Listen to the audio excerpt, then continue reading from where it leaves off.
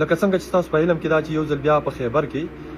ډرون حمله شوې ده په ماشومانانو باندې په کورونو باندې څه ماشومان پای کې شهیدان شوي دي څه چې کوم دی پای کې زخمیان شوي دي خو د افسوس خبره ده چې د خیبر کې و پارلیمنټریان موجود دي چې د ټولو تعلق چې کوم دی هغه د پاکستان تحریک انصاف سره دی خو تر اوسه په نظر نه راځي او دغه په خلاف باندې څه خسته لایحه عمل چې کوم دی هغه نه دی تیار کړي بیا د افسوس او ډیره د پریشانۍ خبره ده چې دغه خیبر سره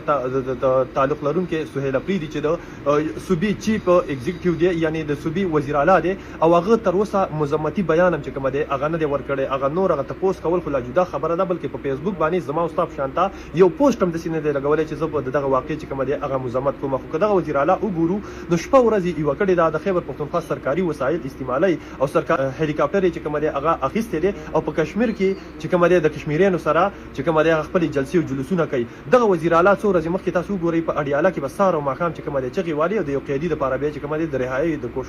کوششونه کول موږ هغې نه دا نه منع کوو خو د وزیر اعلی کار د چا دپاره احتجاج نه وي بلکې وزیر اعلی په خیبر پښتونخوا کې ناستي په صوبه کې به ناستي او د صوبې مسایل ته به ګوري خو دلته چونکې د خلکو نه چې کومه د خپله ذمهداري هیره ده بیا که په دغه خلکو تنقید کې او دغه خلکو ته خپله ذمهداري ور په ګوته کېنوئ وایي تاسو سیاست کوئ تاسو منافقت کوئ نو دا راته ووایه چې دا 2-3 ورځې مخکې چې کومه دی په دې مولایانو باندې ګوتې اوچتولې او کنځلې ورځې به دې کولې نه هغه مولا چې وزیر اعلی او نه ایم ان اے او نه ام پی اے نن چې کومه دی د چا ذمهداري جوړېږي او د چا د وجې دا څوک د حالات ټیکولی شي څوک زما ستا نمایندګي کوي په هغو باندې ته ولې لکه ګم شوی منافق انسانه ای منافق انسانه ته به خدای پاک له څه جواب ورکوي چې تا څوک نماینده کړی ته په هغه تنقید نه کوې څوک چې د مشر دی په هغه تنقید ځکه نه کوي چې بیا ووټ بیلنس کمیږي بیا بینک بیلنس کمیږي بیا د عوامو په نظر کې چې کومه دی خلکو ته چې کومه دی مجرم پاتې کیږي ځکه ته تنقید نه کوې او د خیبر پښتونخوا چې دا څومره حالات خراب دي په دې ټولو کې د هغه خلکو پوره حصه ده کومو خلکو چې دغه خلک په موږ باندې نمایندګان کړي دي او زموږ مشران یې دغه جاهلان چې کومه دی راوستلي دي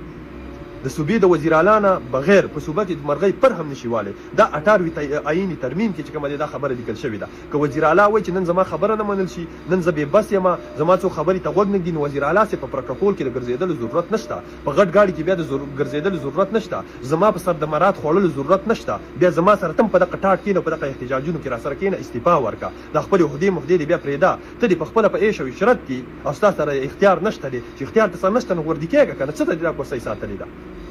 خپل بچو د بینک بیلنس دپاره چې کومه دی د خودسخۍ اختیار در سره دی خو چې کله زه نه تپوس کوم چې مال امن راوله د دې خلکو نه تپوس وکړه د خلکو سره کښېنه د خلکو سره پالیسي جوړه کړه نو بیا زما سره اختیار نشته چې اختیار در سره نه نو وردي کېږه که نه څه ته ناستې بیا زما او ستا کې فرق څه دی زما او ستا کې فرق څه دی چې زه مزمت کوم او تم مزمت کې زم جلسه کوم او تم جلسه کې زم د امن چغې وم او تم د امن چغې وې زه به د امن چغه تا ته وم او ته به مال امن راولي نو نشته مړه قسم په خدای کنه چې دلته حق او سچ خبره کې نو بیا وروره دا خلک نه حقیقت مني او نه حقیقت تسلیموي بس ډایرکټ د دې سره بل جواب نشته د دې کنځله ده نو هغه منافقین ته وایم چې 2-3 ورځې مخکې